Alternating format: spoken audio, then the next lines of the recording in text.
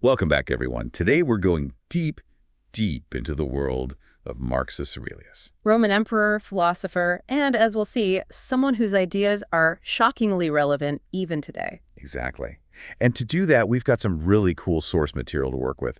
Aurelius's own meditations. Right. And what makes meditation so fascinating is that these weren't, speeches or pronouncements meant for the public. It was personal stuff. Totally. Private reflections he wrote down during the last years of his life. So it's like we're getting a glimpse behind the curtain, behind the persona of this powerful emperor. A raw and unfiltered glimpse into the mind of a guy who's dealing with massive responsibility, but also these timeless, human questions. Okay, so to really understand Aurelius's stoicism, we have to understand him. Yeah, absolutely. Paint us a picture of his life. What were the things that shaped his character? What was his deal? He wasn't born into stoicism, not literally. Right. But he was practically raised into it.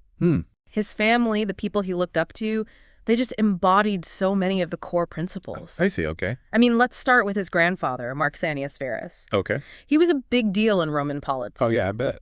But even more important was his reputation, known for his character, this unshakable tranquility. So not your typical power-hungry Roman senator. Not even close. He was the steady hand, the voice of reason. And that had a huge impact on young Marcus. So a model for that stoic ideal of inner peace, right? Staying calm amidst chaos. I can see how that would leave a mark. Totally. And then there's his mom, Lucilla, super dedicated to her kids' education, really instilled in Aurelius this strong moral compass, and a love for learning, too, which is important. She wasn't just teaching him stuff. She was shaping who he was. Exactly. Emphasizing things like virtue, compassion, the good stuff. This is really painting a picture of an upbringing rooted in values, real substance. But where does his adoptive father fit into all of this? The emperor, Antoninus Pius. Talk about a tough act to follow.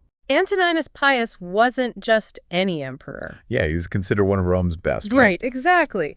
And you know what? He was like a walking, talking example of the Stoic ideal. Oh, wow, okay. Simple in his habits, totally dedicated to duty, and his focus was always the well-being of his people. Man, imagine the influence that would have on a young, impressionable mind like Aurelius's. It's huge. That's not just reading about philosophy in a book.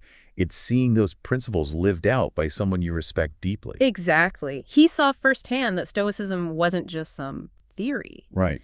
It could actually guide you through the pressures of leadership, the messiness of life. So that experience was like the foundation for his own journey into Stoicism. Totally.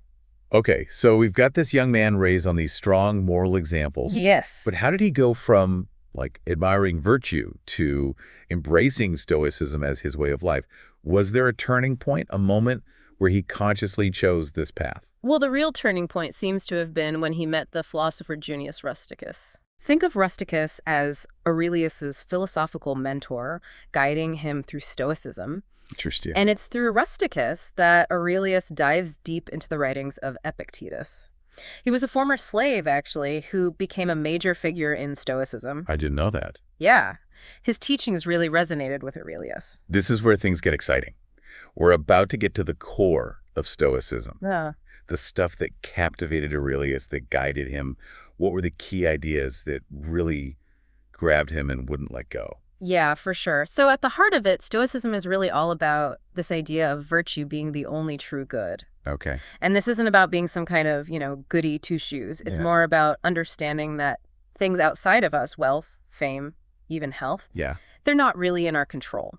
I see. The only thing we can truly master, the only true good, is our own character, our own virtuous actions. That sounds really tough. I mean, it's natural to want those things. Success, comfort, Oh, for sure. It's not about denying our desires, but it is about understanding what we can actually control. Okay. Aurelius, like other Stoics, believed in living in accordance with nature.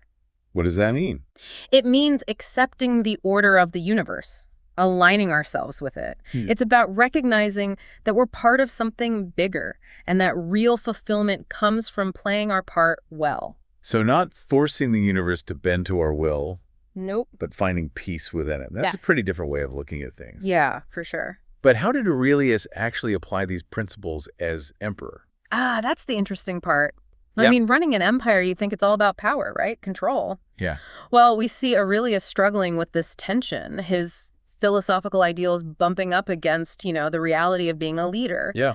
One example that really stands out is his focus on justice, on being fair. Okay. He implemented legal reforms to help people who were often overlooked in Roman society. Like who? Slaves, women, children. Wow, hold on. Reforming laws to benefit slaves in ancient Rome? That's pretty radical. Yeah. It was. For example, he gave slaves the right to appeal if they were being treated unfairly by their masters. That's a huge deal. Right. It was a radical idea back then. Yeah.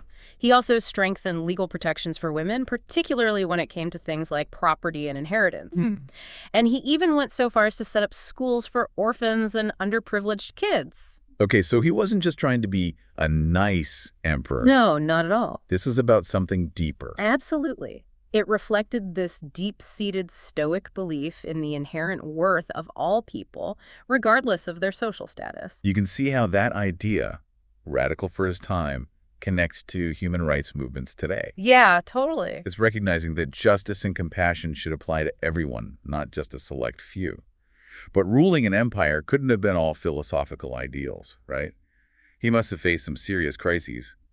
How did Stoicism guide him when things got rough? Oh, he definitely did. Yeah. Aurelius faced constant threats from barbarian invasions, especially along the empire's borders. Yeah, the Marcomannic Wars and all that. Exactly. Imagine the pressure defending this vast territory from constant attacks. That's intense.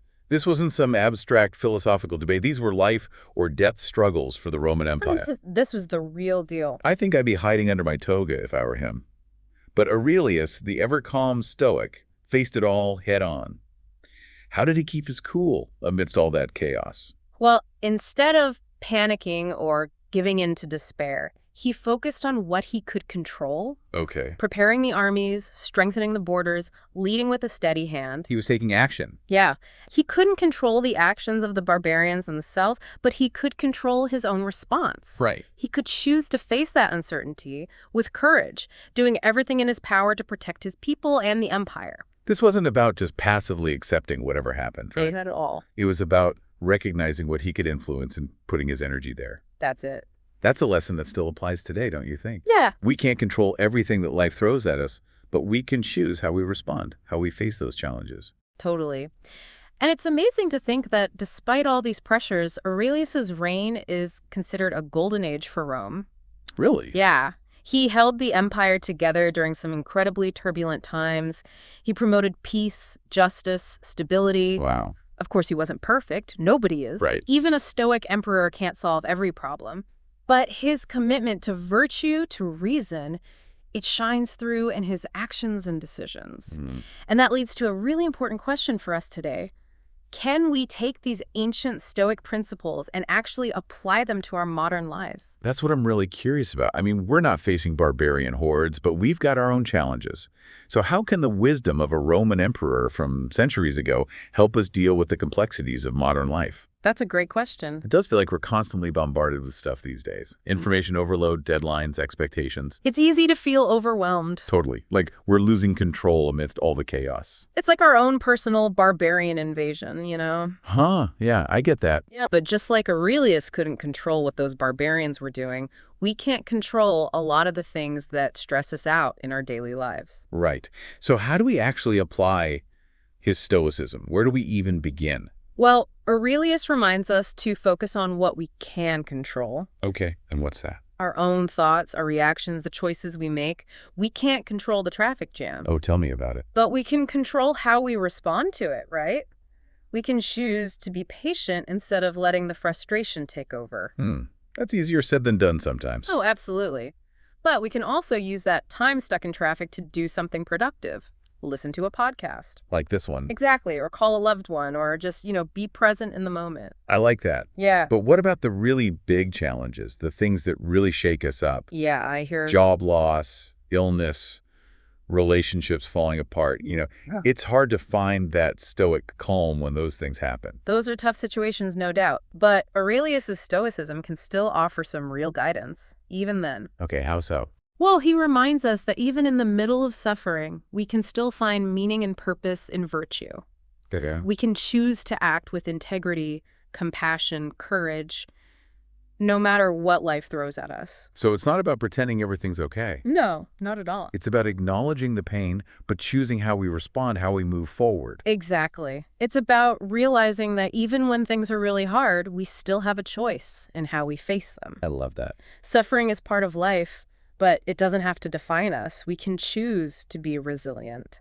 We can choose to learn and grow from those tough experiences, become stronger and wiser. That's really empowering. I think so too. It's amazing how this ancient philosophy, written so long ago, is still so relevant to our lives today. It really It's is. like Aurelius is talking directly to us across the centuries, offering us this timeless guide to being human. And that's the beauty of meditations, isn't it? It's not some boring academic text. It's personal, relatable. He's exploring the same challenges and joys that we all face as human beings. And reminding us that finding wisdom and fulfillment is a journey, a lifelong process of self-discovery and reflection. Yeah, and choosing to live in a way that aligns with our values, with our best selves. So as we wrap up this deep dive into the world of Marcus Aurelius, I want to leave you with a question to think about. Okay. If you could only take one piece of wisdom from Aurelius with you, what would it be? What really resonates with you? That's a great question to ponder. And I encourage everyone listening to check out meditations for themselves. Yeah. Discover what speaks to you, what sparks your own journey of wisdom and insight. And until our next deep dive, keep exploring, keep asking those tough questions, and keep seeking out that knowledge that makes life so rich and rewarding.